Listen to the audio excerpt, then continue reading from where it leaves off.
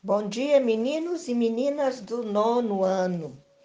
Nós iremos agora, minha gente, dar continuidade aos nossos estudos e hoje nós vamos começar a entender, a aprender a colonização europeia na América, né? Os processos de independência na América. E, para isso, nós vamos aprender as características, diferenças do processo colonial na América Latina, reconhecendo seus principais atores, o contexto histórico-social que motivou os diversos movimentos de independência nesses territórios. Vamos lembrar alguns acontecimentos da época, alguns contextos históricos. Em 1806, houve o bloqueio continental, que foi a proibição imposta pelo imperador Napoleão Bonaparte, que era o imperador da França na ocasião, que proibia os países europeus a abrirem seus portos ao comércio com a Inglaterra, com a Irlanda, enfim, com o Reino Unido. A Espanha não aceita isso e é invadida em 1808. O rei espanhol Fernando VII é deposto e é colocado no seu lugar o irmão de Napoleão Bonaparte, que se tornou Dom José I. As colônias espanholas resistiram à ocupação francesa. Com o apoio da Inglaterra e da elite crioula, quer dizer, a elite crioula eram os descendentes de espanhóis nascidos na América, que em várias cidades passou a defender a ideia de ruptura definitiva com a metrópole Espanha. Isso, minha gente, contrariava os interesses dos chapetões. Quem eram os chapetões? Eram os espanhóis que viviam na América representando os interesses da coroa espanhola. Agora, nós vamos perceber que houve a emancipação das colônias. Como que se deu isso? Ao criar universidades e liberar o comércio nas colônias, o rei espanhol Carlos III, ele estimulou o seu desenvolvimento, assim como a vontade das colônias em se libertarem de sua metrópole, a Espanha. Vai surgir então nas colônias o sentimento do nacionalismo. O que é isso, professora? É aquele sentimento de amor à pátria, amor às pessoas nascidas naquele lugar, que faz com que não quisessem nenhum fator para tirar esse amor ao lugar onde eles nasceram, que era aqui na América, nas colônias americanas da Espanha. A ocupação da Espanha pelas tropas de Napoleão irá enfraquecer o controle da Espanha nas suas colônias americanas, né? E aí, gradativamente, o sentimento de nacionalismo ia se fortalecendo e se espalhando pela América Latina. E aí o rei espanhol Fernando VII chegou a pedir ajuda à Santa Aliança, que era uma organização da qual a Espanha participava e que se reservava o direito da Espanha de intervir nas suas colônias americanas. Mas aí, minha gente, houve duas nações que foram contrárias ao rei Fernando VII, que foram os Estados Unidos e a Inglaterra. Eles se opuseram a esta intervenção e começaram a reconhecer a independência das colônias espanholas. Por quê? Obviamente, havia o interesse dos Estados Unidos e o interesse da Inglaterra. O interesse dos Estados Unidos era conter a influência europeia aqui no continente americano. E o interesse da Inglaterra era a abertura de novos mercados consumidores, já que ela, Inglaterra, foi o primeiro país do mundo a ter as suas indústrias, a produzir vários produtos, né? E ela queria, então, as colônias independentes para poder vender todas as coisas que ela produzia, os tecidos, as porcelanas, tudo, né? Sem a ajuda da Santa Aliança, o domínio da Espanha na América irá chegar ao fim. Bom, minha gente, essa foi a minha explicação de hoje. Eu vou colocar um vídeo sobre a independência da América Espanhola para vocês reforçarem na aprendizagem desse tema tão importante que é a independência das colônias americanas, tá ok? Bons estudos!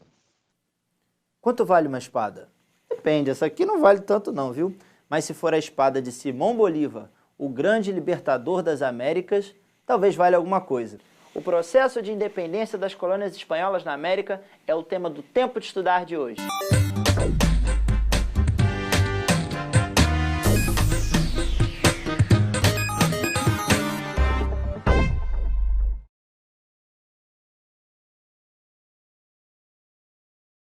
O dono da espada, Simão Bolívar, ele se tornou muito conhecido porque ele lutou pela independência do Equador, da Venezuela, do Peru, da Colômbia e da Bolívia.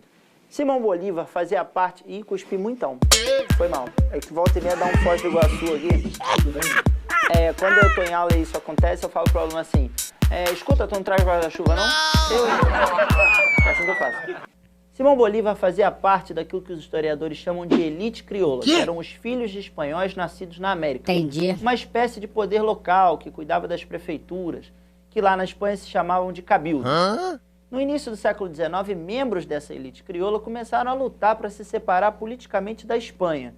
Mas por que essa briga pela independência aconteceu? É isso mesmo? Os historiadores normalmente indicam alguns bons motivos para isso ter acontecido. Ah, é? O primeiro deles eram as ideias iluministas.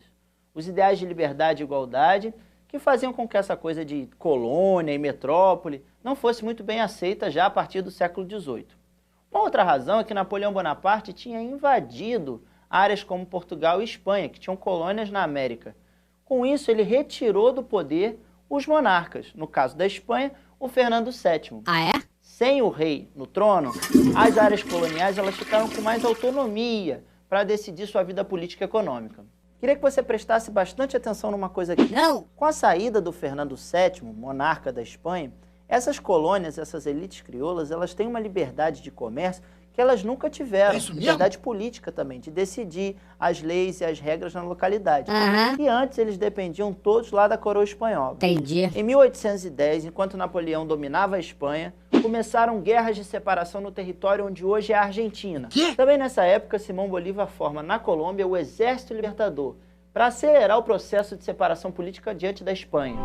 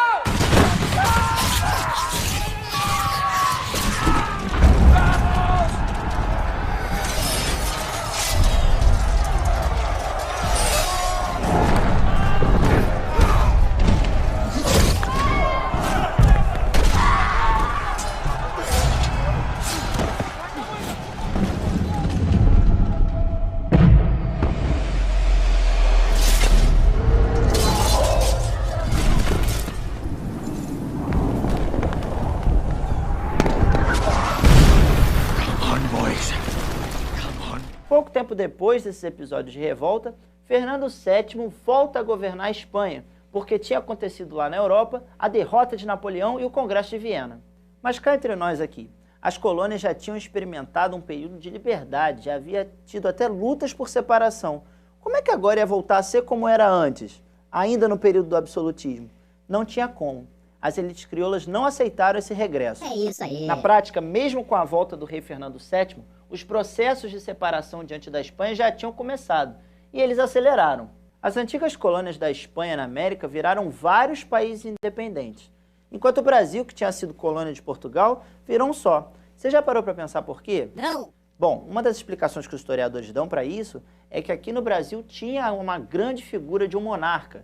Foi Dom Pedro II que garantiu com que esse território ficasse unido. Enquanto na antiga América Espanhola havia brigas entre essas elites locais que fez com que uma unidade, que era o sonho lá de Simão Bolívar, se tornasse impossível.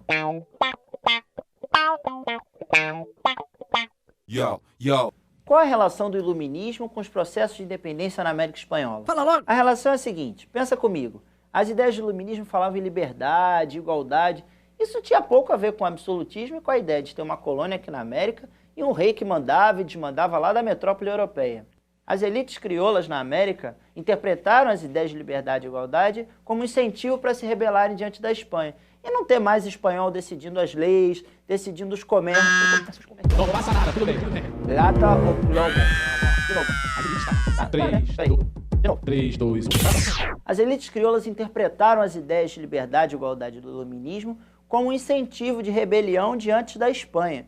Não queria mais saber de espanhol determinando as leis ou as regras do comércio para essa área aqui da América. É isso aí. Lembrando então o que a gente falou hoje. Com Napoleão Bonaparte invadindo a Espanha, o rei Fernando VII é retirado do trono. E com isso, as elites crioulas na América ficam com um período de mais liberdade, mais autonomia para as decisões políticas e econômicas. Com isso, movimentos pela independência ganham força, como foi o caso da Argentina e da Colômbia.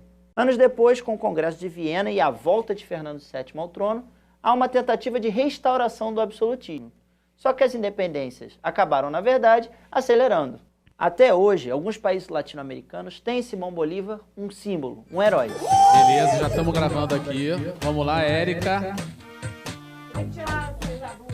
Ah, tá. Não precisa tirar a blusa.